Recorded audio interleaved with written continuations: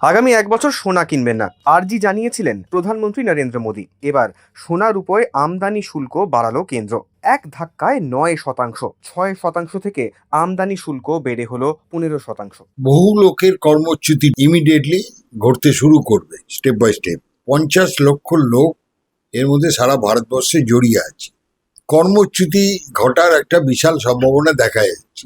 মন্দির, মসজিদ, ট্রাস্টি বোর্ডগুলো রয়েছে, সেই ট্রাস্টির হাতে শয়ে শয়ে টন সোনা আছে। স্বভাবত কারণে গভর্নমেন্ট যদি এই ট্রাস্টি বোর্ডগুলোর সঙ্গে কথা বলেন এবং তাদেরকে একটা লুক্রেটিভ প্রপোজাল দেন, তাহলে ইম্পোর্ট করার কোনো প্রয়োজন নেই।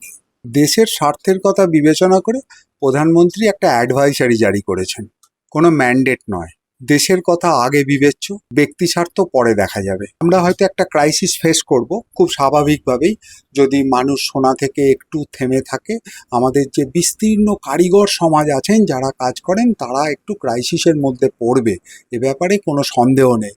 কিন্তু আমরা কার্গিল ওয়ারেও সরকারের পাশে থেকেছি, কোভিডেও সরকারের পাশে থাকতে পেরেছি। অত ক্রাইসিসের মধ্যে অত প্যান্ডামিক আমরা দেখেছি।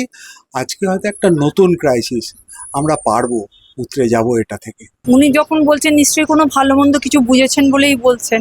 সাধারণ মানুষ আর এখন যা সোনার দাম কিনতে পারে কোথা থেকে? তারা তো এমনিই কিনতে পারে না, কোনো প্রশ্নই আসে না।